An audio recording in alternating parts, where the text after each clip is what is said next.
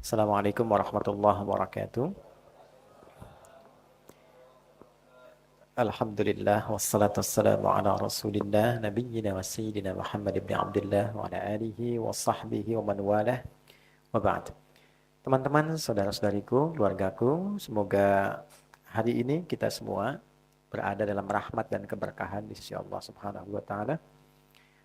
Alhamdulillah spesial hari ini kita berada di tanggal 13 Rabiul Awal 1447 Hijrah. Rabiul Awal itu bulan yang spesial terkait dengan umat Islam karena ada sisi historis yang tersambung pada kehidupan Nabi Sallallahu Alaihi Wasallam. Nabi itu lahirnya di bulan Rabiul Awal, hijrahnya pun tiba di Madinah di bulan Rabiul Awal, dan wafatnya pun di bulan Rabiul Awal. Jadi Rabiul Awal itu jadi spesial karena merekam perjalanan kehidupan Nabi dari terlahir sampai wafat. Yang perjalanan ini berisi petunjuk-petunjuk kehidupan langsung yang dengan itulah kemudian diharapkan siapapun yang mengikuti dan mempraktekkan petunjuk kehidupan ini menjadi pribadi yang lebih baik, sukses dan bahagia di dalam kehidupan dunia, di alam kubur sampai akhiratnya. Karena itu, Rabiul Awal bukan hanya sekedar memberikan gambaran kepada kita untuk mengingat tentang kelahiran Nabi, tapi juga sekaligus menjadi ruang kontemplasi untuk merenungkan sejauh mana capaian kehidupan kita mampu meneladani Nabi hingga detik kita berada dan berkehidupan sampai dengan saat ini. Di titik inilah hari ini kita akan mencoba membahas yang spesial. Kita coba simpan sejenak kajian rutin kita tentang fikih sholat. Hari ini karena waktunya mesti menunggu dalam durasi setahun, kita akan belajar dulu tentang 5 kriteria akan misi Nabi Shallallahu Alaihi Wasallam di muka bumi. Yang 5 inilah nanti menjadi penentu keberhasilan kita sebagai umat Nabi Muhammad. Nah, jadi kalau ditanya misalnya begini, apakah Anda umat Nabi Muhammad? Kita jawab iya. Nah, terus ditanya, buktinya apa? Nah, jadi mesti ada pembuktian ya. Setiap klaim itu kan ada pembuktian. Ayah sayang kepada anak. Buktinya apa? Dia memberikan perhatian, dia memberikan kasih sayang, kebutuhan yang membuat anak itu jadi baik. Ya, jadi kalau Anda hanya memberi kebutuhan anak itu belum jadi ayah yang baik. Tapi kalau memberi kebutuhan dia yang merawat anak itu sehingga tumbuh orang tua yang baik. Ada ayat-ayat tersendiri di dalam Al-Quran menjadi parameter tingkat keberhasilan kita sesuai dengan tugas-tugas kehidupannya. Sebagai pribadi, sebagai anak, sebagai suami, istri, orang tua, kakek, nenek, cucu ke bawah, dan turunan yang lainnya. Nah, 5 ini yang coba kita keluarkan dengan cepat, dan di titik itu nanti mudah-mudahan ada waktu kita untuk berdialog, insya Allah. Baik, kita mulai dengan Al-Quran surah kedua, Al-Baqarah, ayat 129.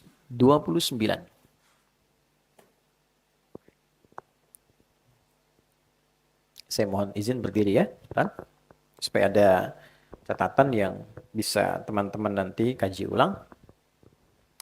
Dasar kita saat ini ada di Quran surah kedua ayat 129.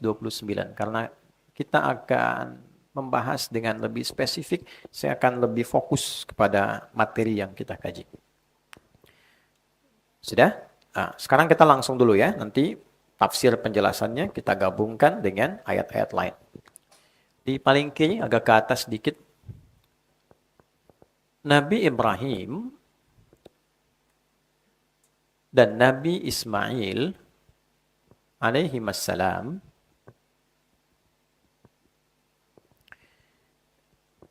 mendapatkan peluang tugas dari Allah untuk meninggikan pondasi Ka'bah yang sempat hancur, terbawa bah atasnya di era Nabi Nuh alaihissalam.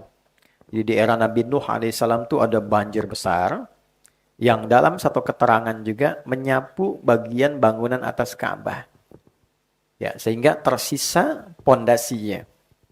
Jadi kalau sekarang ini ada rumah Quran, ya kan? Rumah itu bait, bata yabitu baitan, ya kan? Nah, ini menarik, kadang diserap ke dalam bahasa Indonesia jadi membangun dengan batu bata, gitu kan?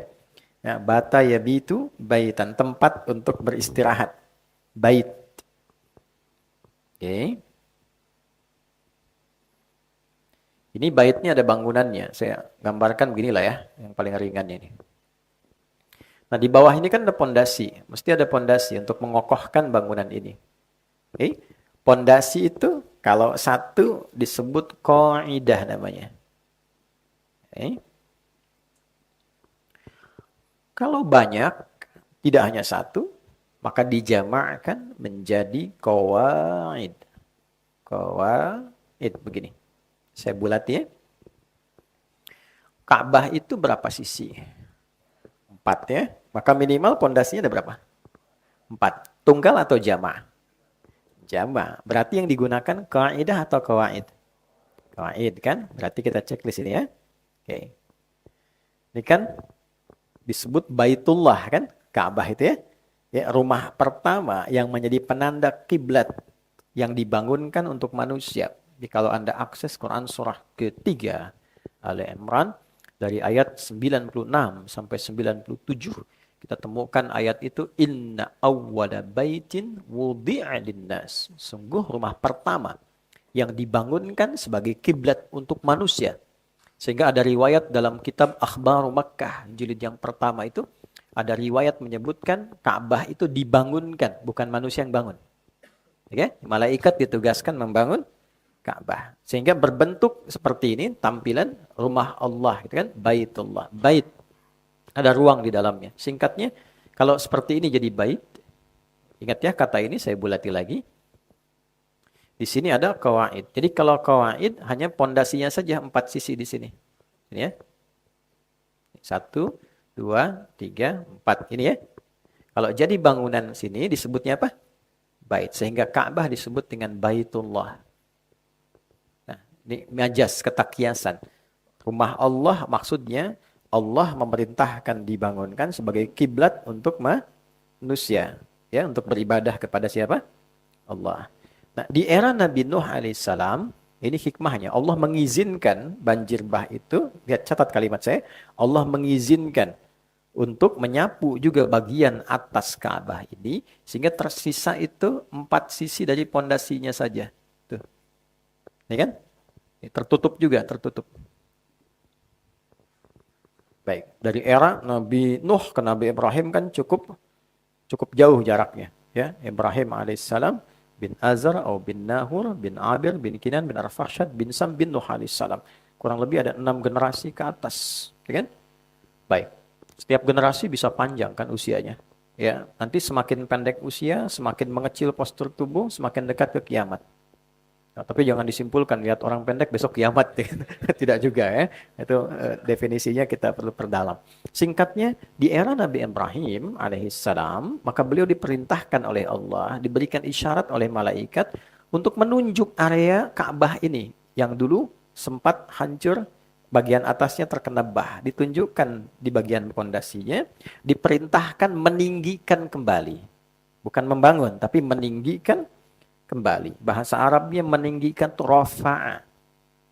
Ya, kalau ingin dibentuk ke progresif gitu ya, akan meninggikan, naikkan lagi ya, maka menjadi yarfa'u, yarfa'.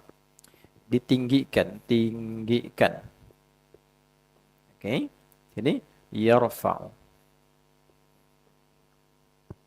Diperintahkan untuk ditinggikan kembali. Maka diabadikan peristiwa ini di Al-Baqarah ayat 127. Jadi kalau Anda lihat 2 ayat ke atasnya, nanti kita akan temukan. Jadi ayat 127. Quran surah kedua Al-Baqarah ayat 127. Wa idh yarfa'u. Ada ya? Kita temukan kata yarfa' pertama ya. Wa idh, dan ingatlah. Ingat itu kan mesti ada memori yang masuk sebelumnya. Ada peristiwa, baru kita ingat kan? Oke? Oh, terus saya tanya begini, Mas Billy, ingat gak kemarin kita ketemu? Tapi nggak pernah ketemu kan, gimana mau ingat? Ya kan? Kemarin kan kita nggak ketemu kan? Nah, apa yang mau diingat? Mesti ada peristiwa terdahulu dulu, baru kita ingat kan? Oke? Nah sekarang, bagaimana kita mengingat? Kita pun tidak pernah menyaksikan ini. Nah, maka idh itu punya 3 arti. Ya? Pelajari, pahami, ya, mengingat.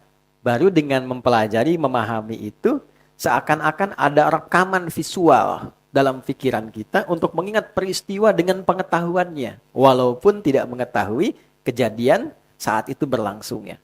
Jadi kalau menemukan kata idh, ya di antara pemaknaannya, coba pelajari, pahami, sampai mengerti. Dengan mengerti itu kita ingat. Ya, dan dengan ingat itu pesannya yang kita bawa, bukan peristiwanya hanya menjadi cerita. Jadi di Quran itu tidak ada dorongan cerita sekalipun kisah menjadi dongeng itu nggak ada. Semuanya pasti ada hikmahnya. Ya, kenapa ada kisah Nabi Yusuf begitu lengkap? Kenapa Nabi Musa begitu detil? Tapi ketika cerita Nabi Soleh cuma sedikit.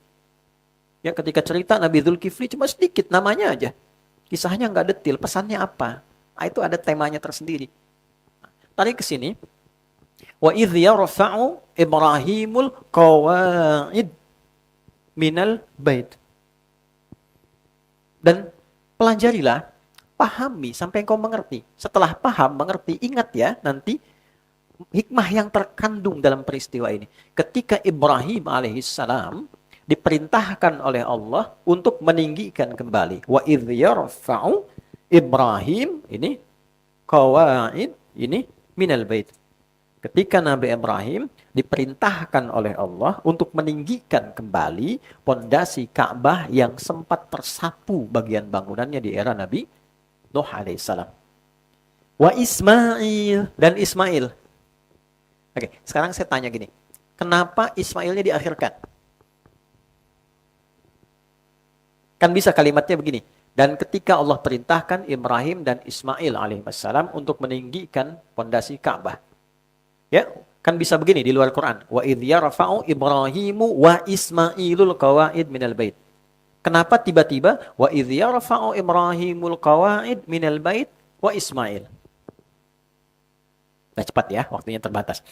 Jadi, kalau disebutkan bersamaan, itu artinya perannya setara, sama.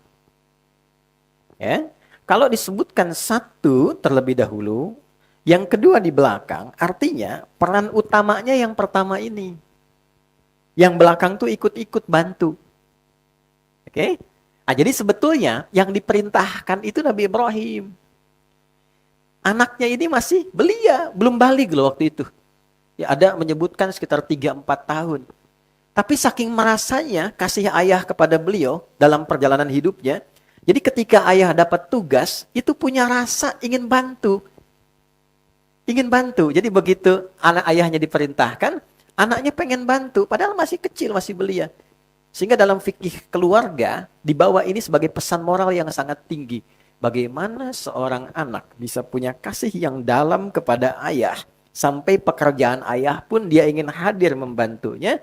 Maka pesan moralnya, berikan perhatian kepada anak. Sehingga dengan perhatian itu muncul rasa dari anak untuk peduli terhadap beban yang diamanahkan pada orang tuanya.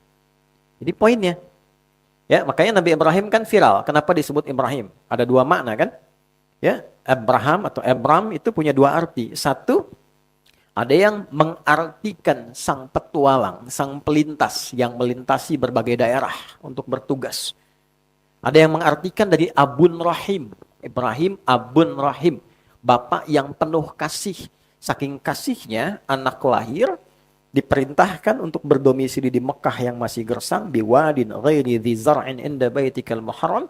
Bayangkan, untuk mengapresiasi pengorbanan ayah ini, turun surat dengan namanya langsung Ibrahim. Kalau Anda akses di ayat 37 itu menarik tuh.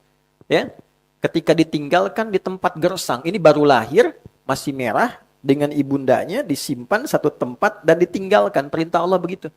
Tapi bukan ditinggal saja. Beliau di Palestina, anak di Mekah. Itu setiap pertumbuhannya teman-teman, sesibuk apapun. Anda bayangkan, Beliau nabi, rasul, seorang ayah, punya tugas mencari nafkah, tapi tidak melupakan perhatian pada anak. Itu masih menyeberang untuk melihat anak saya tumbuh bagaimana. Seperti apa ASI-nya. Ada masalah ASI, dapat dari mana airnya. Dengan siapa bergaulnya. Sampai kelak, mau nikah pun masih diberikan arahan. Nah, rasa itu yang membuat Ismail itu punya kedalaman untuk bisa merasakan beban ayah. Tarik ke kehidupan kita nih. Ya, sehebat apa sih figur ayah sekarang? Sesibuk apa sih? Nabi bukan juga kan? Maaf ya, gitu kan? Kan belum naik status jadi Khalilullah kan, kekasih Allah gitu. Nah, sesibuk apa dan apa yang mau dicari? Kan kita nyari sesuatu di luar itu untuk ke dalam kan? Nah, di titik ini kita mesti ingat dan ingat loh ya. Jangan sampai kesibukanmu sebagai seorang ayah membuat lupa dengan pertumbuhan anakmu. Sehingga anak itu nggak kenal figur ayahnya. Yang paling luar biasa berbahayanya, jangankan merasakan beban, kenal pun tidak gitu. Ya, lebih kenal tetangganya, temannya dibandingkan ayahnya. Figurnya hilang. Dan ketika fase ia sudah tumbuh ke fase butuh teman di luar lingkup ayahnya, hilanglah kesempatan mendapatkan rasa kasih itu. Itu poinnya. Jadi kalau ada anak merasakan sesuatu yang berbeda, ya, tidak merasakan pekerjaan ayah, jangan dimarahi dulu. Tapi balik dulu ke dalam diri kita, renungkan dulu. Mungkin ada bagian dari kehidupan kita sebagai seorang ayah yang belum sampai perhatiannya pada anak. Itulah rahasianya kenapa di Al-Quran jarang ditampilkan sosok perempuan dalam masalah ini. Selalu laki-laki. Luqman, wa idh qala Luqmanu libnihi wa huwa ya'idhuhu. Ya, Yakub dengan Yusuf alaihissalam. Kemudian ada tokoh-tokoh lain, ya seperti Ibrahim. Kenapa? Karena ibu itu sudah otomatis ada di dalam rumah dan pasti punya kedekatan dengan anak. Sehingga yang disentuh ayahnya.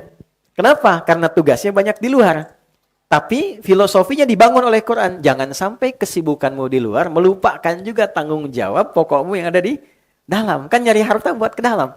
Jangan sampai hartanya dapat tapi yang di dalam tidak terawat. Itu poinnya. Bisa dipahami ya? Nah, tapi yang lebih berbahaya, yang ibu yang nggak dikenal anak. Lebih repot tuh. Ya? Oke, balik ke sini.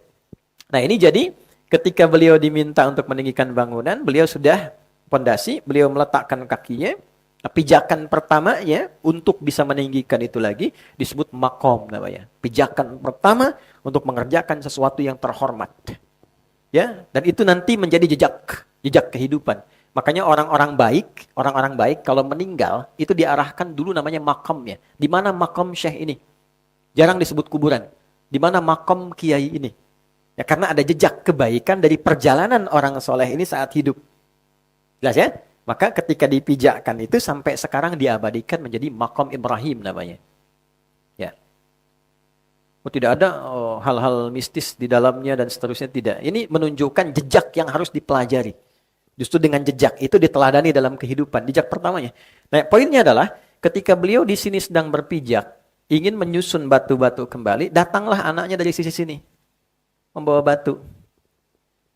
Dia pengen ikut nyusun. Oke?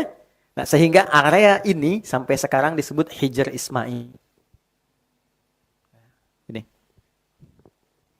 Ukurannya sebetulnya segini tuh. Segini sampai sini. Cuma nanti terjadi satu musibah di zaman Nabi, ada yang menyebutkan kebakaran. Ini kemudian terkena, direnovasi. Ya, tapi menarik nih. Harta orang-orang kaya saat nyumbang itu nggak cukup untuk memperbaiki Ka'bah seutuhnya sampai segini. Sehingga tersisa bagian ini. Ketika ditanya, kenapa nggak cukup? Komen mereka, ini harta kami yang paling halal. Oke, bayang? Jadi yang bermasalah, yang kaya-kaya gitu kan, di waktu itu mengeluarkan ternyata saking banyaknya harta, tapi kalau sedekah itu keluar yang sedikit. Ya, ditanya kenapa? Karena ini yang paling halal. Makanya ada ungkapan kekinian kalau ada orang kaya, gitu kan, tapi sedekahnya sedikit, nah itu yang halal gitu. Itu sanadnya kan ya. Oke, ini kembali ke sini ya. Tapi akhirnya bukan berarti nggak bisa punya kemampuan kan untuk diselesaikan. Hikmahnya apa? Hikmahnya jika ada orang yang menginginkan sholat di dalam area Ka'bah dan terbatas karena hukum dunia di dalamnya, dia bisa mendapatkan kesempatan sholat di area sini. Itulah barakahnya Nabi Ismail. Sini. Jelas? Kan hukum dunia berlaku ya. Pemimpin aja yang masuk ke dalam pakai tangga khusus kan. Maka Allah buka Di rumah Allah semua punya kesempatan yang sama. Maka orang yang sholat di area ini sama dengan sholat di dalam masuk areanya. Singkatnya, ditinggikan ini, selesai kemudian jadi kembali, maka berdoalah di samping Ka'bah itu. Doanya ada 3. Ayat 127, 128, kemudian 129. Doa ini bisa teman-teman gunakan kalau misal lagi bangun rumah jadi. Bangun rumah, menempati rumah baru. Boleh berdoa ini, pakai doa ini. Sampai 128. 128. Dah? Wa idh yarfa'u Ibrahimul qawa'ida minal baiti wa Ismail. Rabbana taqabbal minna innaka antas sami'ul alim. Ya Allah, mohon terima amal kami dalam membangun sampai jadi ini.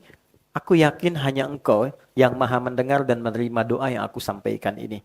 Jadi kalau bangun sesuatu yang baik, apapun itu, jadi bentuk bangunan doa, ya Allah, mohon terima ini sebagai niat hamba untuk beribadah di tempat ini.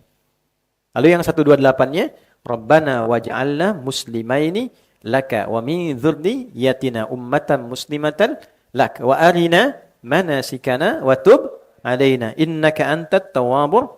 Ini ada makna jauhnya yang sangat dalam sekali. Tadi kan saya bicara tafsir dan takwil, ini ilmunya nggak mudah. Kalau tafsir itu melihat yang tampak. Takwil itu yang terdalam.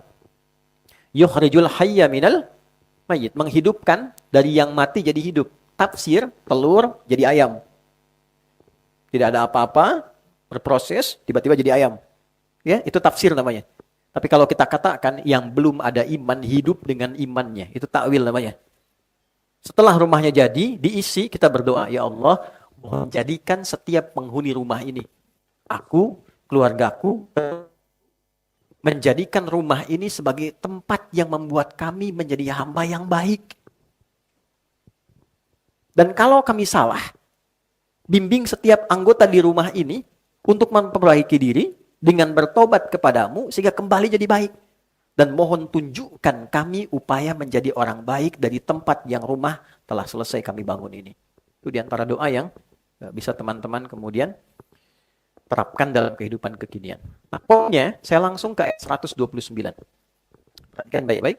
Rabbana wab'ats fihim rasulan minhum yatlu 'alaihim ayatika 1 wa yu'allimuhumul kitaba 2 wal hikmah 3 wa yuzakkihim 4 innaka antal azizul hakim. Ada? Oke.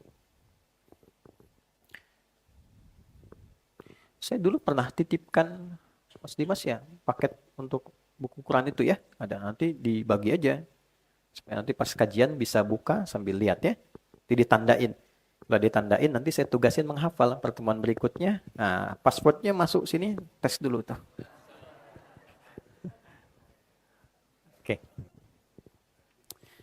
Rabbana wab'ats fihim rasulan minhum. Ya Allah, mohon Engkau berkenan mengutus Rasul terbaik itu. Jadi begini, nama Nabi Muhammad itu sudah viral di semua Rasul yang pernah bertugas di bumi. Akan datang Rasul terakhir, paling hebat, paling mulia, mencakup semua mukjizat Nabi-Nabi sebelumnya. Ya kan? Dan akan menjadi Rasul sampai akhir zaman. Rasul terbaik.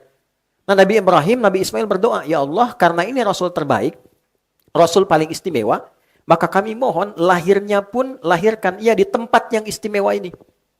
Lahirnya pun di tempat yang istimewa, di samping Ka'bah. Dan tidak ada yang lahir di samping Ka'bah, di dekat area Ka'bah, di lingkungan orang hidup dekat Ka'bah, kecuali Nabi Muhammad SAW. Jadi kalau teman-teman umrah atau haji ya, kalau di sini ada area Green Zamzam itu, sini ada Safwa, ada area kecil ke belakang sini, masuk ke sini, kemudian ini ke Aziziyah, jalan. Ini ada Bukit Jabal Qubais, ini atasnya Istana Raja, ini sumber. Dari sini bisa belok, dari sini ke arah kanan, berarti lurus sini, ya sampai ujung. Kemudian di sini ada gate 26, 27-nya gate Nabi. Di sini gate Ali, ini Babus Salam. Babus Salam tuh pintunya begitu keluar, ini rumah kediamannya sahabat Abbas. Di sini antara ini dengan ini ada satu tiang lampu tinggi sendiri. Di sini ada jembatan cirinya, sampai ke sini naik ke gate ini. Nah ini tiang lampu ini yang paling tinggi, ini rumahnya Abu Jahal dulu. Ya sini. Kita tarik dari sini garis lurus ke sini, kurang lebih ada 150 meter. Di atasnya ada satu bukit, bukitnya cerah, sini ada bangunan warna krem. Ini ada toran air di sini satu lagi warna biru. Siapa? Ini ada kipas angin 35 dari sini ke sini. Saya udah hitung. Kalau 36 berarti nambah satu ada yang baru tuh. Oke, nah sini ini area ada perbaikan, di sini ada toilet, ini ada sofa, di sini marwah. Nah, ini rumah Nabi dulu. Nabi lahir di sini. Ya, jadi kalau ditarik garis lurus dari Hajar Aswad, tarik ketemunya ke sini nih, ke Babus Salam. Makanya kalau nanti sunnahnya kalau sudah selesai renovasi, kalau dari sini tembusnya langsung ke sofa, langsung ke sini Hajar Aswad. Jadi nggak muter-muter. Oke? Nah, dulu saya pernah ambil foto dengan kakak yang foto ya. Ini menarik. Tapi ini bukan riwayat ya, dan bukan utak-atik juga, fenomena saja. Jadi begitu matahari terbit dari sini, jadi pantulan sinarnya tuh tegak lurus dari rumah Nabi langsung ke Babus Salam ke sini. Langsung ke Hajar Aswad, garis. Ya tafsirnya bebas saja, orang bisa menafsirkan apapun, tapi ini cukup menarik. Singkatnya lahirnya di sini, dan gak ada Nabi Rasul yang lahir di dekat area ini kecuali Nabi Muhammad SAW. Ini poinnya. Nah, ketika terlahir ini, yang menarik adalah, ya Allah, mohon nanti saat terlahir, anugerahkan kepada Rasul istimewa ini 4 keutamaan. 1, yatlu alaihim ayatika, mengajarkan, membacakan pada umatnya ayat-ayatmu. Ayat. Itu, di sini saja ya. Beliau dapat ayat. 2, wa yu'allimuhumul kitab, mengajarkan kandungan ayat ini, dan yang diajarkan itu bisa dibukukan, dikodifikasikan. Ya, jadi mengajarkan panduan hidup, ajarkan panduan yang terkodifikasi, terbukukan. 3, wal hikmah, mengajarkan hikmah dari ajaran ini. Apa maknanya, apa esensinya. Yang 4, wa yuzakkihim, menyucikan, membersihkan hati umatnya. Bersih hati. Ya, jadi saat sekarang masih jagalah hati, dulu sudah bersih hati. Oke? Innaka antal azizul hakim. Aku berkeyakinan kuat bahwa hanya engkau yang perkasa mewujudkan itu dan maha bijak untuk memilih siapa nabi yang terbaik itu. Oke. Paham sampai di sini? Sampai sini? Jelas ya? Baik. Kita lanjutkan. Doa itu kemudian terkabul. Terkabulnya kurang lebih. Walaupun ada perbedaan riwayat, 29 sampai 30 generasi setelah itu. Satu generasinya itu bisa ada yang 1000 tahun gitu.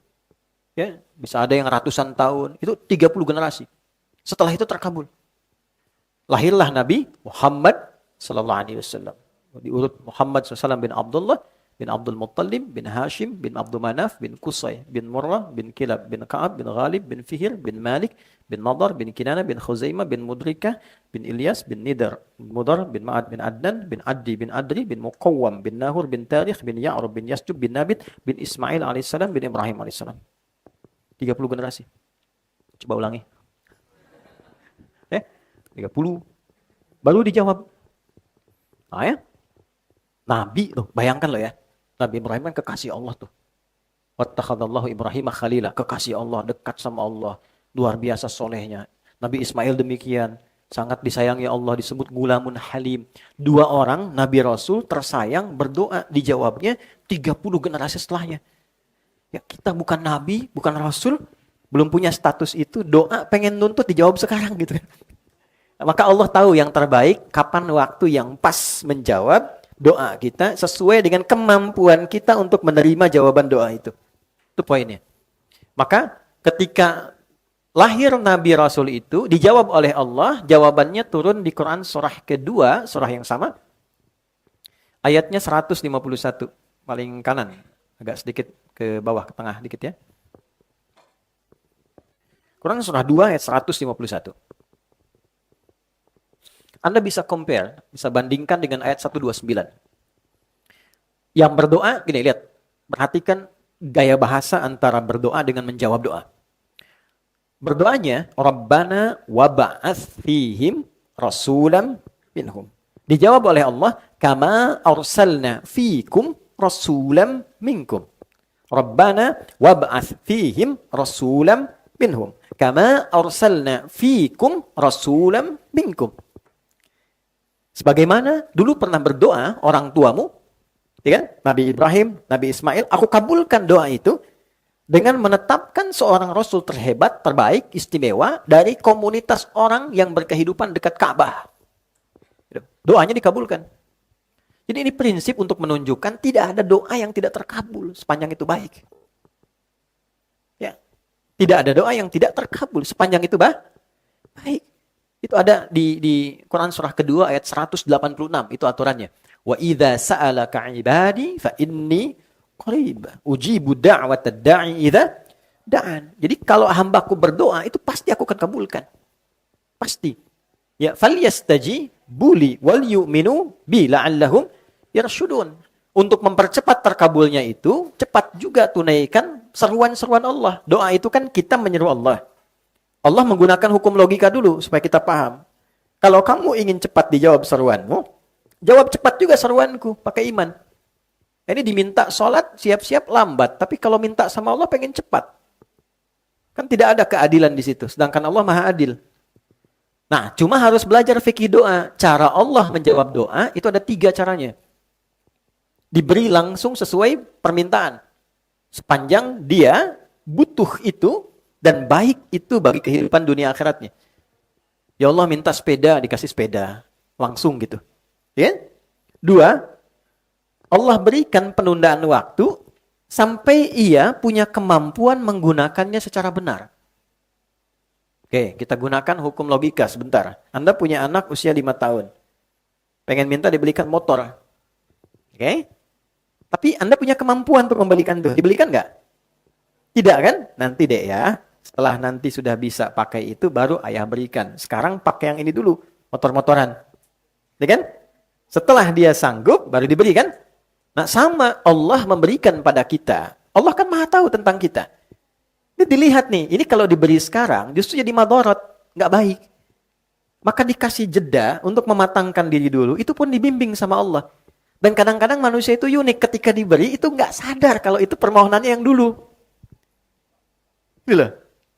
Ya, sehingga syukurnya agak telat gitu. Nah yang ketiga, perhatikan kalimat ini ya. Allah mengganti apa yang Anda inginkan dengan apa yang Anda butuhkan. Nah, bikin status tuh. Allah mengganti apa yang kita inginkan dengan apa yang kita butuhkan. Anak sakit minta ke ayah. Ayah pengen jeruk. Terus kata dokter dicek nih jeruk gak bagus. Yang cocok nih apel katanya. Ya kan? Diberikan apel, dia nangis dulu kan, gak mau, pengennya jeruk kan. Terus Anda bilang gak apa-apa, nah ini apel rasa jeruk, gitu kan. Saya kasih tahu. Dipaksa dulu kan, itu yang terbaik untuk dia. Kadang kita minta sesuatu, dikasihnya lain. Sebetulnya itu jawaban doa juga. Cuma nanti goalnya ternyata sama, ini loh yang saya cari sebetulnya. Cuma caranya berbeda. Ya Allah minta motor, dikasihnya mobil gitu. Nah, gitu kan nerimanya enak ya, kalau sebaliknya kan beda. Ini balik sih nanti itu ada bab itu, jadi saya biasanya kalau kasih materi biasanya di kumpulan teman-teman pebisnis apa itu, nah itu fikih rezeki dahulukan tuh ya sebelum mencarinya. Sebab kalau orang tidak tahu fikih rezekinya ya kemudian dipaksakan mencari dulu, biasanya rasanya itu kurang dalam dan kekecewaan itu sering kali muncul dalam ikhtiar. Balik sini. Maka dikabulkanlah kemudian ini dengan bahasa yang indah. 1. Kama arsalna fikum rasulan minkum. Yatlu alaikum ayatina. Dikonfirmasi. Dijawab. Aku beri tugas untuk menyampaikan ayat. Dapat ayat-ayat. Karena itu semua yang diterima Nabi Muhammad SAW disebutnya ayat. Nabi Muhammad dapat Al-Quran. Ada surat pertama namanya surat apa? Al-Fatihah. Berapa ayat? Al-Baqarah berapa ayat? Selalu ayat kan? Ayat, ayat, ayat. Pertanyaannya, apa itu ayat? Tanda. Apa itu tanda? Ayat. Oke. Tanda itu ada 3.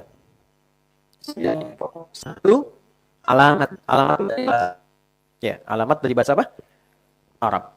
Alamat itu tanda yang mendekatkan pada tujuan. Di mana alamatnya rumah Quran Musawarah. Di bla bla bla ini diakses cepat sampai ke tujuan. Tidak tahu, putar-putar dulu. Itu alamat. Kedua, ada namanya wasmun. Ya, wasmun. Bisa dihilangkan wawunya, disimpan ke belakang jadi samatun, atau diganti taknya jadi alif di depannya. Ismun. Diterjemahkan dengan nama. Kenapa nama disebut dengan ismun? Menjadi tanda. Dia menjadi tanda yang membedakan antara satu dengan yang lainnya. Mas Dimas, ini yang nengok. Mas Dude, itu yang nengok. Ya kan? Untuk membedakan dua ini, bagaimana bisa membedakan kedua ini, entitasnya, maka diberikan nama di dalamnya. Jika dipanggil A, membedakan dengan yang lain. Tapi di dalam itu pun indahnya Islam, itu masih memberikan pedoman. Berikan nama yang baik, supaya kehormatannya terjaga. Anda boleh tunjukkan ya, di dunia ini, mana ada tuntunan, bahkan keagamaan, yang mengatur detil sampai ke nama.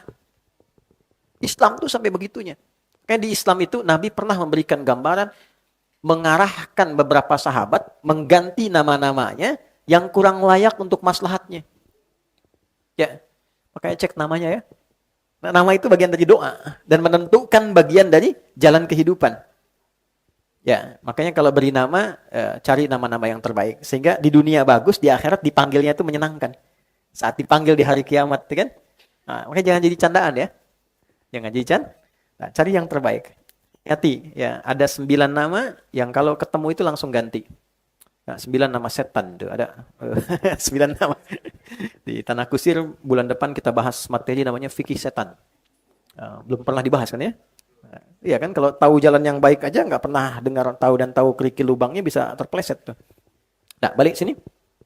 Satu ayat. Ayat itu yang ketiga adalah tanda yang menjadikan seorang hamba lebih dekat dengan Tuhan. Ayat. Maknanya cuma satu. Tanda yang menjadikan seorang hamba merasa lebih dekat dengan Allah, dengan Tuhan. Itu ayat. Makanya kenapa teman-teman setiap baca Quran itu merasa lebih dekat dengan Allah. Sensasinya beda. Anda dengan dengar Quran saja sudah merasa terkoneksi. Lain rasanya. Ya. Minuna alladzina idza dzukirallahu wajilat qulubuhum wa idza tuliyat alaihim ayatuhu zadathum imana wa ala rabbihim yatawakkalun. Insan beriman itu bisa mengecek keadaan imannya, salah satu parameternya dengan mendengar sebutan Allah. Jika diperdengarkan, ada konfirmasi di hatinya, ada getaran. Getaran ini beda. Ada getaran kasih, getaran khawatir. Ini getaran iman beda. Makanya setiap hari disebutkan 5 kali nama Allah. Diperdengarkan di telinga. Adzan. Allahu Akbar, Allahu Akbar. Langsung ada rasa kan? Ya? Nah itu getaran iman. Wa idza tuliyat alaihim ayatuhu ayat. Dan jika dibacakan padanya ayat-ayat Allah, zadathum imana, ya, bertambah keimanannya, wa ala rabbihim yatawakkalun, dan semakin terbangun hubungan kedekatan dengan Allah Subhanahu wa ini mau diganti atau mic-nya tetap ganti? Bismillah. Oke, baik.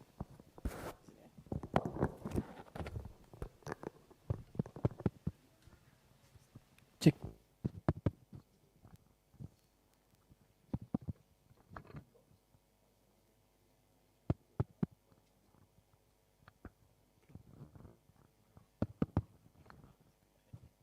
Bismillah, cek, haram hukumnya, cek.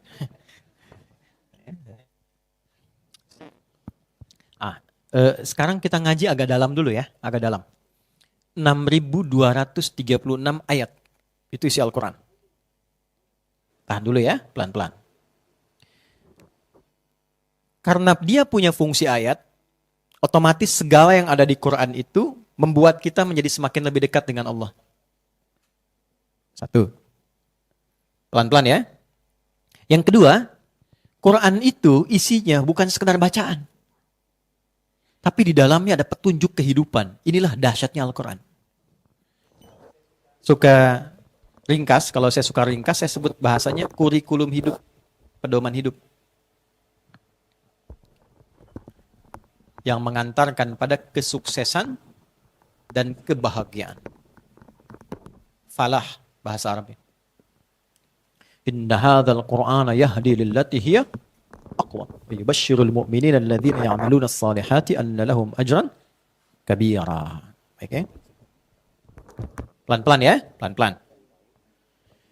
Jadi dari Al-Fatihah sampai An-Nas, di antara mukjizat Al-Quran, ia bukan menjadi kitab bacaan semata, bukan. Tapi isinya kurikulum hidup.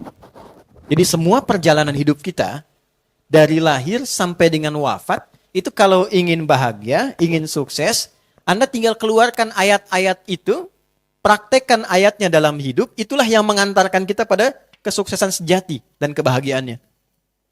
Ya, karena itu kenapa Nabi Muhammad ditugaskan di titik paling rendah dalam kehidupan manusia, disebut jahiliyah, untuk memberikan bukti keistimewaan Al-Quran. Kenapa nggak diutus di Romawi yang sudah maju, di Persia yang sudah maju? Kan dua kekuatan besar kan? Supaya tidak ada klaim gini, oh pantas maju. Diutusnya di tempat yang sudah maju kok, sudah modern, sudah baik. Maka ditempatkan di titik terendah, di lingkungan jahiliyah untuk menunjukkan kedahsyatan Al-Quran ketika dipraktekkan. Ini poinnya. Jadi, saya ingin membangun kesadaran dulu, Bapak Ibu sekalian, teman-teman. Al-Quran itu posisikan sebagai kurikulum hidup. Bahasa Arabnya hudan namanya. Apa namanya? Hudan, ini.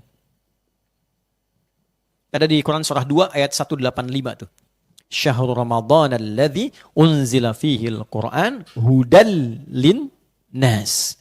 Sebagai kurikulum hidup untuk kehidupan manusia. Jadi semua persoalan kehidupan kita di sini ada solusinya.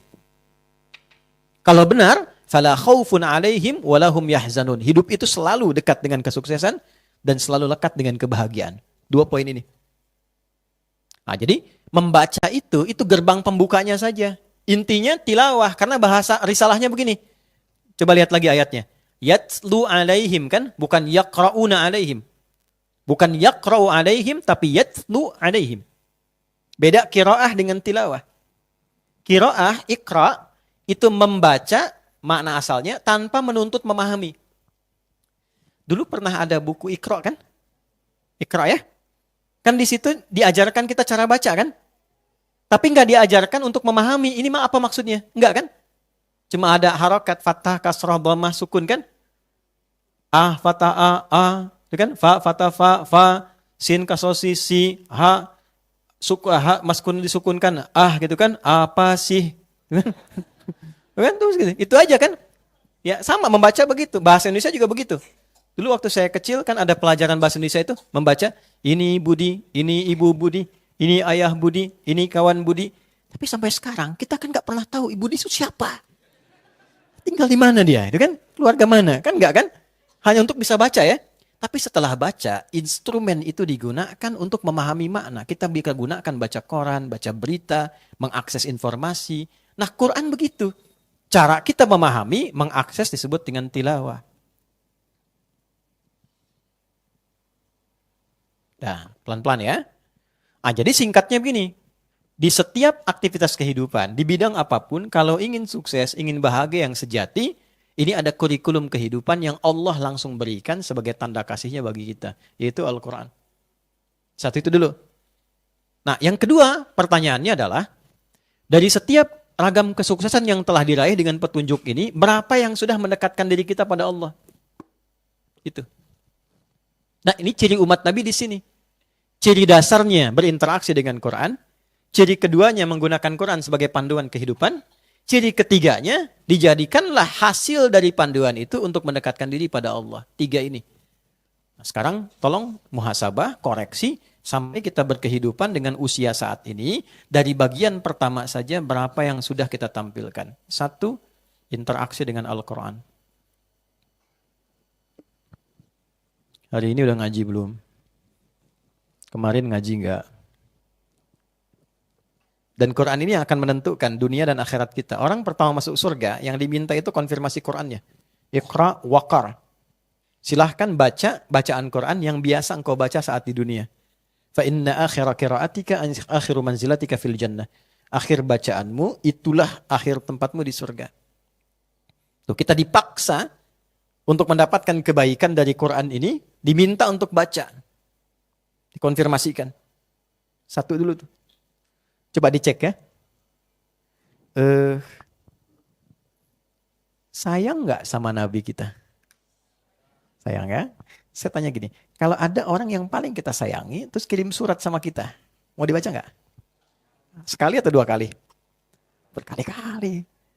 Semakin rindu atau semakin, sekali aja baca suratnya gitu? Rindu kan? Bahkan nunggu lagi kan? Nah katanya sayang sama Nabi. Cinta sama Nabi. Itu kan? Nabi kirim surat pada kita yang dititipkan oleh Allah. Allah titipkan lewat Nabi Muhammad untuk disampaikan. Kita dapat sekarang suratnya. Nah, pembuktian kasih sayang itu berapa banyak kita buktikan untuk membaca surat-surat itu dalam kehidupan kita. Itu poin dulu. Nah, jadi identitas Nabi Muhammad itu ya sebagai seorang rasul, seorang nabi diberikan sifat melekat kepadanya sekaligus menunjukkan identitas umatnya. Jadi bisa diketahui ini umat Nabi Muhammad salah satu cirinya dengan adanya interaksi umat ini dengan Al-Qur'an. Ini. Oke. Kalau ada yang mewariskan warisan istimewa, penting, nilainya berharga, pengen nggak dapat? Bukan cuma pengen, kadang ada yang rebutan kan? Gitu ya? Baik. Nabi mewariskan Al-Quran dalam kehidupan. Taraktu fikum ma in tamassaktum bihima lan tadillu abada. Aku wariskan 2 pusaka. Kalau engkau jaga 2 itu, nggak akan pernah susah hidupmu. Warisan pertamanya kitabullah Al-Quran. Nggak akan susah hidupnya. Nah, ini adik-adik nih yang belajar, yang betul belajarnya. Kalau benar Qurannya itu hadir dalam jiwa, ini jaminan Nabi nih, nggak akan susah hidupnya. Semua ahli Quran tuh nggak ada yang susah. Apapun profesinya. Nggak ada istilahnya minta-minta di dunia itu, nggak ada. Quran sudah hadir dalam dirinya kok. Ini poinnya, 1 nih. Ya, jadi ini ciri umat Nabi yang pertama. Yang kedua, mohon izin ya teman-teman, ada keinginan mengeluarkan pedoman Quran supaya dibawa dalam hidup. Dan indahnya, semua aktivitas kita ada di sini nih. Tinggal keluarkan ayatnya. Misal nih, teman-teman nih apa aktivitasnya nih? Jangan aktivitas dulu ya, identitasnya dulu nih. Sebagai anak, apa ayat-ayat yang terkait dengan anak nih? Keluarkan. Dari mulai merawatnya, mendidiknya, mengarahkannya, karakter anak itu dibentuk luar biasa. Di Quran itu dijelaskan tahapan-tahapannya. Dari pertumbuhan dalam rahim, begitu melahirkan apa yang cocok, saat tumbuh bagaimana. Itu ayatnya ada semua. Nah, kadang-kadang begini ya, mohon maaf pada para ibu ya.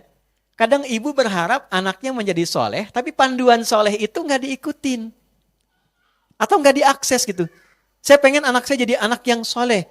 Bagaimana mengeluarkan anak itu, panduannya menjadi soleh, nah petunjuknya sudah Allah sampaikan di Quran.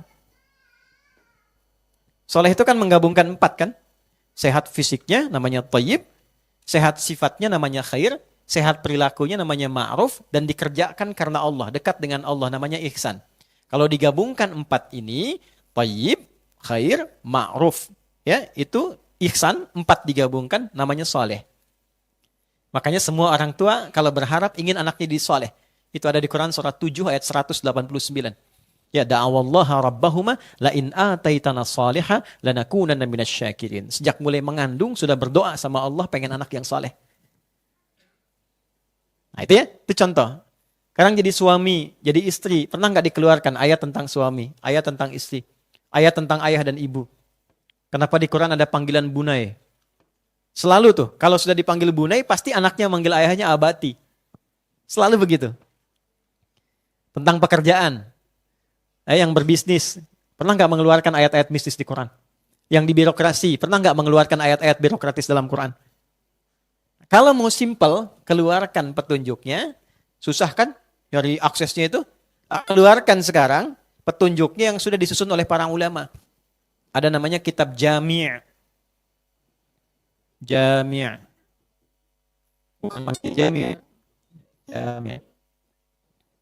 Imam Al-Bukhari mengeluarkan tema-tema Quran dan disusun menjadi 97 tema. Ya, lalu diberikan judul tema A, tema B, di bawahnya subtema, ayat Qurannya apa, hadisnya apa di bawahnya. Kalau perlu penjelasan diberikan komentar singkat. Maka beliau beri nama Al-Jami As-Sahih Al-Musnad Al-Mukhtasar min umuri Rasulillahi sallallahu alaihi wasallam wa sunanihi wa ayyamihi. Nah, coba ulangi, Pak. Karena panjang sering kita singkat jadi Sahih Al-Bukhari. Itu kitab jami. Ini adalah kumpulan tema yang aku akses dari hadis-hadis Nabi yang sahih, aku cari sanad validasi kesahihannya, dan aku temukan aktivitas keseharian Nabi yang mampu aku akses berdasarkan keterangan-keterangan dari ayat Quran, hadisnya, lalu praktek kehidupannya. Yang belajar misalnya ada Kitabul Ilmi, topik tentang ilmu, dari mulai cara menghafal, cara belajar, waktunya kapan, ada di topik ketiga. Yang bertanya tentang iman, kenapa iman saya naik turun, kalau sedang naik semangat, kalau turun malas, ada Kitabul Iman, topik kedua. Yang di pemerintahan tuh Mas Primus ada di Sahih Muslim, Kitabul Imarah tuh. Ada beberapa hadis di dalamnya. Kan? Yang di bisnis tuh, Mas Ipo dan kawan-kawan ada Kitabul Buyu', ya, kitab tentang bisnis. Dan gak ada orang pakai kurikulum ini, bisnisnya kembali modal tuh gak ada. Gak ada balik modal, selalu balik untung. Selalu balik untung. Menarik gitu. Ya, dan semua aspek yang di keluarga, ya, teman-teman tuh, bagaimana hubungan di keluarga, diajarin dari mulai persoalan di dalam karakter suami kalau punya masalah begini dengan ibu mertua, ayah mertua, mungkin dengan ipar, macam-macam ada semua turunannya. Itu menarik. Nah, inilah yang disebut ayat. Nah, puncaknya ketika kita mengerjakan aktivitas itu, sejauh mana aktivitas ini membangun kedekatan kita dengan Allah ini. Jadi ibu merawat anak. Allah sudah berikan anugerahnya, dipakai merawat. Sekarang pertanyaannya, bagaimana perawatan itu membuat anak ini lebih dekat dengan Allah? Kenal Allah enggak? Disekolahkan di mana? Di tempat yang dia mengenal Allah atau tidak? Nah, jangan-jangan sudah Allah beri dan anugerahkan, ya, tapi petunjuknya enggak digunakan. Sehingga anak itu alih-alih menjadi syafaat saat di hari kiamat, kan jadi syafaat anak itu salah satunya dengan izin Allah. Karena hafalan Qur'annya, karena sholatnya, itu dicari nanti. Salah satunya jejak orang tua yang pernah meminta anaknya sholat. Kalau dulu mungkin pernah dijewer waktu kecil ya. Sekarang mungkin ditepuk. Itu jejaknya dicari itu. Sampai ke situ ya. Pernahkah ada upaya orang tua untuk mengarahkan anaknya dekat dengan Allah? Jejaknya dicari sampai ditemukan. Jadi syafaat ke orang tuanya. Ya, jadi kayak menghafal Quran dan sebagainya itu nggak main-main. Ya. Ini ayat. Puncaknya adalah semua kegiatan kita membuat diri kita lebih dekat dengan Allah. Itu poin tertingginya. Kalau cuma capaian kesuksesan ya yang belum beriman juga bisa. Kalau sukses berbisnis sampai kaya, jangankan kita yang belum punya iman kaya juga. Kalau kedudukan yang lain punya kedudukan juga. Nah, pembedanya apa? Pembeda imannya. Kedudukan itu membuat diri kita semakin dekat dengan Allah. Kekayaan itu membuat kita paham cara menggunakannya berdasarkan petunjuk Allah. Itulah ayat. Nah, fungsi Nabi menjelaskan itu. Menjelaskan ini dalam kehidupannya, maka muncul yang kedua. Ya, wa yu'allimuhumul kitab, yang doa ini. Ajaran panduan. Sudah? Oke, tapi ditempatkan oleh Al-Quran pada tempat ketiga. Yang keduanya, ini, yang 4 dinaikkan kedua. Lihat jawaban ayat 151 ya, teman. Fokus. Kama arsalna fikum rasulam minkum yatslu alaikum ayatina wa yuzakkikum. Fokus ini ya. Permintaan Nabi Ibrahim dan Nabi Ismail itu urutan nomor 4, wa yuzakkikum. Tapi ketika dijawab oleh Allah, diurutkan jadi nomor 2. Ada? Membimbing umatnya supaya hatinya bersih. Makanya dari situ kita mendapatkan pelajaran tazkiyatun nafas. Jadi umat Nabi Muhammad itu ciri yang kedua, bersih hatinya.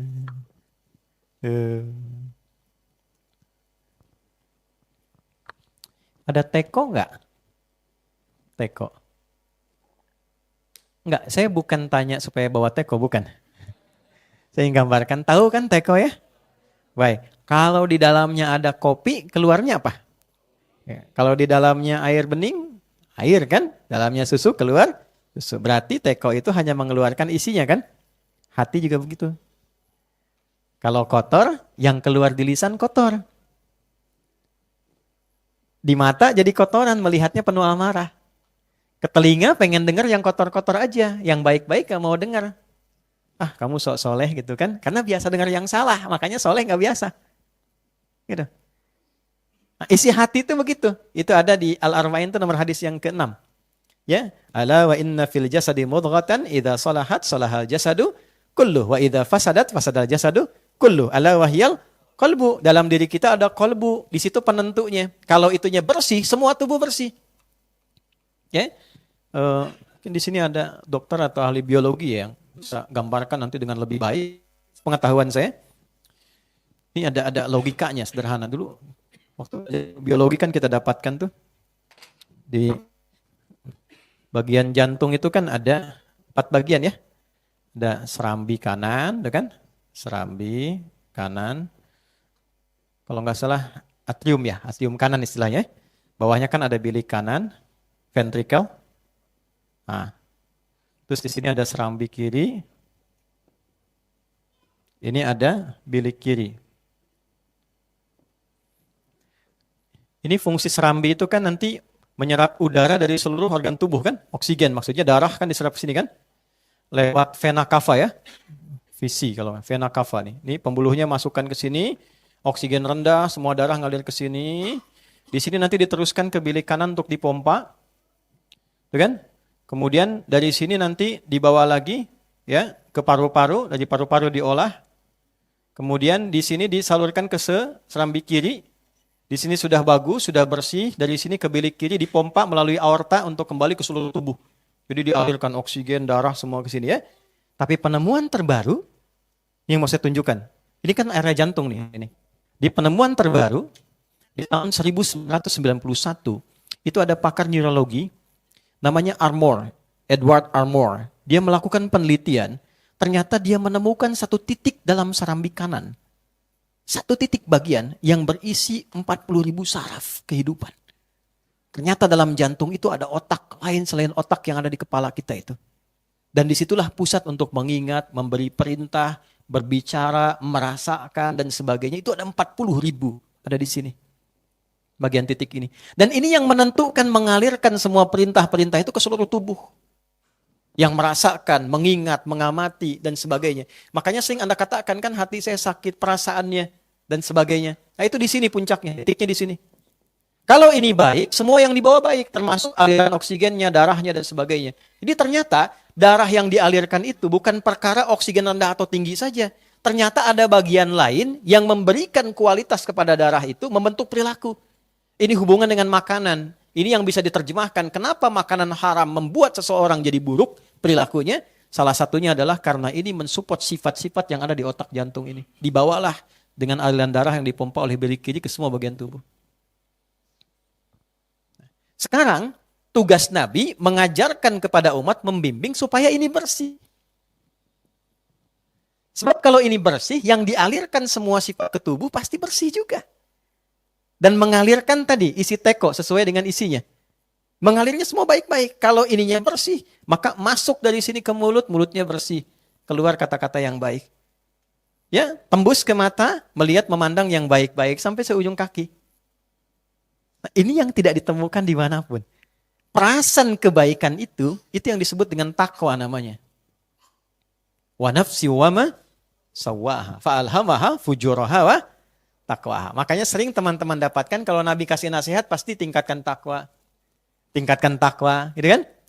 Coba Nabi pernah kasih nasihat ke salah satu sahabat, diabadikan di Al-Arba'in nomor hadis ke-18 tuh. Ittaqillaha haitsuma kunta. Bertakwalah engkau dimanapun engkau berada. Takwa itu maksudnya apa? Jadilah orang baik. Tuh yang pria-pria teman-teman, setiap Jumat tuh dari rukun khutbah itu. Pernah nggak khatib katakan? Tingkatkan takwa kan? Nah intinya apa? Setiap pekan kita diingatkan jadi orang baik. Jadi suami yang baik. Jadi ayah yang baik. Anak-anak yang baik. Kalau bekerja di tempat yang baik. Dengan cara yang baik. Itu satu kalimat singkat padat. Makanya kalau khatib sudah wasiat takwa. Selesai sampai di situ pun boleh tutup khutbah. Boleh tutup. Selesai. Boleh misalnya satu waktu Anda menjadi khatib Jumat. Anda katakan. Hadirin sekalian, sudah berapa khutbah disampaikan dengan panjang dan lebar untuk mengingatkan takwa. Kalau sampai khatib sampaikan belum Anda ingat juga, berapa lagi pengingat yang Anda butuhkan? Barakallahu li wa lakum fil Qur'anil azim. Selesai. Itu jadi orang baik. Nah, nanti untuk meningkatkan takwa ini caranya bagaimana? Tuh, ada iman. Ya? Iman tuh kayak sinyalnya gitu. Kalau ini aktif, takwanya muncul. Makanya sering bertemu iman dengan takwa. Pelan-pelan. Latihan mengungkap takwa, memunculkannya, itu mesti ada usahanya, disebut amal. Sifat amal yang dibimbing takwa disebut soleh. Amal soleh. Bahasa singkatnya sering disebut ibadah. Maka di sini muncul sholat. Pelan-pelan ya. Ada Al-Quran. Ada puasa.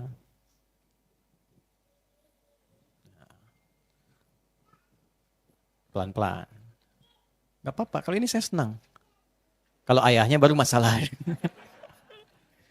Biarkan anak dengan dunianya. Kecuali kalau Mas Dude bolak-balik sini, ya, nah itu saya tanda tanya itu. Balik sini ya, pelan-pelan ya, pelan-pelan. Oke. Jadi ternyata ketika kita diminta sholat kan dibimbing Nabi kan? Nabi mengajari kita sholat kan? Sampai pentingnya sholat, itu Nabi sangat ketat. Ada sahabat baru selesai sholat, kata Nabi, kamu belum sholat, ulangi lagi. Saking ketatnya. Nah sekarang hikmahnya apa? Kenapa diminta seperti itu dengan ketat? Ternyata sholat itu salah satu jalan untuk membuat kita menjadi lebih baik. Supaya hatinya bersih. Ya kan kita hafal ayatnya tuh. Biasanya awalnya tidak hafal, tengahnya hafal, ujungnya lupa. Ya, ini tengahnya. Innas sholata tanha 'anil fahsya wa munkar. Ingat kan? Awalnya lupa. Oke, berikan saya 7 menit ya, sebentar ya. Nyambungkan. Ini sholat. Jadi fungsi sholat itu mencegah sumber keburukan. Sumber kekotoran itu cuma 2. Kalau bukan fahsya, itu mungkar. Fahsya, keburukan yang bersumber dari syahwat. Kata-kata kotor, jorok, zina, porno aksi, pornografi, LGBT, itu fahsya. Mungkar, perbuatan yang diingkari hati. Maaf, sumbernya nafsu perut dan akal. Menipu, merampok, mencela, ya, membunuh dan lain-lain yang kotor-kotor yang hati ingkari, itu mungkar. Itu 2 aja. Nah kalau ini bisa kita cegah, tepis, maka yang muncul lawannya. Ketika itu hilang, yang bersih muncul ini. Nah sholat itu hikmahnya dari mulai takbir sampai salam melatih kita supaya mengirim sinyal ke hati supaya bersih. Kalau sudah bersih, semua bagian tubuh jadi baik. Jelas sampai sini? Baik. Itulah sebabnya kenapa mengajarkan kepada kita dari Nabi supaya ayo jaga sholat, sekeluarga sholat, anak sholat, dari kecil sholat. Supaya anak tumbuh jadi orang baik. Pertanyaannya, dari sekian kita hidup sampai saat ini, berapa semangat kita menjaga sholat? Sehingga layak kita disebut sebagai umat Nabi. Yang dikonfirmasi oleh Nabi itu pertama sholatnya dulu. Al-farqu bainal mu'min wal kafir tarkus sholat. Perbedaan orang beriman dengan belum beriman itu ada pada sholatnya. Baik, saya cepat ya, saya selesaikan. Kurang lebih 6 menit kita selesai. Ini 3, wal hikmah. Kalau mau benar, belajar hikmahnya. Sholat, ada bacaannya. Allahu Akbar, bacaan. Ada gerakannya. Tangan diangkat sejajar dengan bahu. Ada hikmahnya yang terakhir. Kenapa tangannya begini? Kenapa diletakkan di sini? Kenapa kakinya dilebarkan selebar bahu? Kenapa tidak rapat begini? Kenapa nggak terlalu lebar? Ini ada maknanya. Kalau kita bawa itu dalam kehidupan, dipraktekkan dalam hidup, makna-makna itu membimbing kita berkehidupan untuk mengantarkan pada kesuksesan dan kebahagiaan tadi. Nah sekarang pertanyaannya, dari 3 ini seringkali yang dibahas 2. Bacaannya apa, caranya bagaimana. Dan seringkali uniknya sering ribut pada masalah cara. Antara yang kunut dengan yang tidak, ribut. Antara yang sujudnya pakai telapak tangan atau lutut, sibuk. Sementara dua-duanya nggak paham, kenapa mesti kunut misalnya. Sunnah. Kenapa turunnya dengan ini? Itu ada maknanya semua. Bisa kebayang nggak teman-teman? Ada orang diajarkan oleh Nabi tentang cara berdiri, dipakai dalam hidup, jadi orang kaya yang pernah hidup di bumi. Yang valuasi hartanya pernah dihitung, dengan kurs sekarang itu 14.000 triliun. Belajar dari berdiri. Itulah Abdurrahman bin Auf. Jadi semua dalam Islam itu ada artinya, enggak ujuk-ujuk begini. Sholat begitu aja, tidak, ada maknanya. Puasa ada saum, ada siam, dari namanya aja sudah ada artinya. Kenapa sholat? Kenapa puasa disebutkan siam? Kenapa yang biasa saum? Itu ada artinya. Nah, jadi 3 bagian ini sudah, ayat sudah, bersih hati sudah, hikmah. Kemudian yang keempat, kama arsalna fikum rasulan minkum yatlu alaikum ayatina wa yuzakkikum wa yuallimukumul kitab wal hikmah. Kitab, penjelasan Al-Quran yang dibukukan, singkatnya hadis. Jadi kalau kita sekarang melihat Nabi sudah nggak ada, tapi bisa melacak itu lewat buku-buku hadis. Dari mulai fisik Nabi bagaimana, jalan Nabi seperti apa, bicara Nabi bagaimana, kalau jadi suami seperti apa di rumahnya, bukunya udah ada semua. Bahkan sekarang sudah online. Kan sekarang sudah digital. Kalau sudah digital, sudah bisa diakses, masuk ke handphone, belum mau belajar juga dengan cara apa lagi difasilitasi. Yang terakhir, nah ini yang paling penting, ini jarang dibahas nih. Ya, wa yu'allimukum ma lam takunu ta'lamun. Sifat umat Nabi itu diajari kebaruan-kebaruan dalam kehidupan. Bahasa kerennya kreatif dan inovatif. Ciri umat Nabi Muhammad itu kreatif. Selalu punya inovasi baru. Ya, jadi kalau belajar, yang dipelajari tajwid, tapi belajar dengan inovasi yang baru sehingga belajarnya menyenangkan, nyaman. Bisnis punya kreativitas. Kalau orang sudah dapatkan ini, cari peluang yang lain, inovasinya bagus. Itu umat Nabi itu. Makanya umat Nabi itu selalu maju. Ya, dalam berbagai aspek. Nah, ini 5 ini saya tutup kemudian dengan kalimat begini. Setiap 12 Rabiul Awal, umat Islam pada umumnya berupaya untuk mengingat kembali, memperingati kembali tentang lahirnya Nabi. Tapi di antara sekian yang memperingati itu, berapa yang mempelajari misi utama Nabi itu sehingga benar-benar menjadi umat Nabi yang seutuhnya. Itulah sebabnya kalau datang Rabiul Awal, coba pelajari yang 5 ini. Sudah betul belum sejati jadi umat Nabi? Ya, saya kembalikan. 1, kembali kepada Al-Quran. Yang kedua, berusaha untuk membersihkan hati dengan baik. Yang ketiga, kita berupaya mempelajari petunjuk praktek kehidupan Nabi. Yang keempat, mempelajari hikmah-hikmah dari pedoman kehidupan itu. Dan yang kelima, selalu kreatif, berinovasi, menjalani kehidupan dengan dasar-dasar yang dituntun dari petunjuk Nabi SAW. Inilah dalam setiap Maulid itu, setidaknya ditanya pada diri kita, rangkuman ini diperas nanti menjadi 2 sifat dan di surah ke-48 di ayat yang ke-29. Jadi 5 ini jadi 4 poin. 4 ini ada pada nama Nabi Muhammad, yang satunya ada pada Ahmad. Muhammad disebutkan 4 kali dalam Al-Quran, Ahmad disebutkan sekali dalam Al-Quran. Muhammad, Quran surah ke-3 ayat 144, Quran surah 33 ayat ke-40, Quran surah 47 dengan namanya ayat kedua, dan Quran surah 48 ayat ke-29. Ahmad cuma sekali, Quran surah ke-61 ayat yang ke-6. Jadi 4 tambah 1 berapa?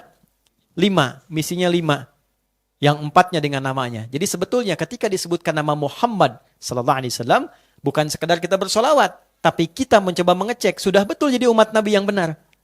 Hatinya sudah bersih belum? Ya kan? Dengan bagian-bagian ini. Muhammadur Rasulullah walladzina ma'ahu asyidda'u 'alal kuffar ruhama'u bainahum tarahum ruk'an sujjada salat yabtaguna fadlan min rabbihim wa ridwana. Teruskan pelan-pelan, simahum fi wujuhim min atharis sujud. Apa itu atharis sujud kata para ulama? Wajahnya yang bersih, yang bening hatinya, yang ketika dilihat orang menyenangkan, mewarisi kepribadian Nabi. Nabi kan kalau dilihat orang langsung senang. Ya, nanti muncul karakter, begitu disebut namanya langsung pengen jadi baik. Ada yang begitu tuh. Ngelihat fotonya langsung pengen jadi taat gitu. Ada yang disebut namanya, jangan sebut nama itu. Nah, berarti ada sesuatu yang harus dikoreksi. Kita cukupkan dulu, nanti ada zuhur mungkin 30 menit kalau ingin diskusi. Kita berikan waktu untuk teman-teman. Kita cukupkan sejenak, kita tunaikan salat zuhur. Semoga Allah meridai kita semua. Subhanakallahumma rabbana bihamdika, asyhadu an la ilaha illa anta astaghfiruka wa atubu ilaik. Assalamualaikum warahmatullahi wabarakatuh.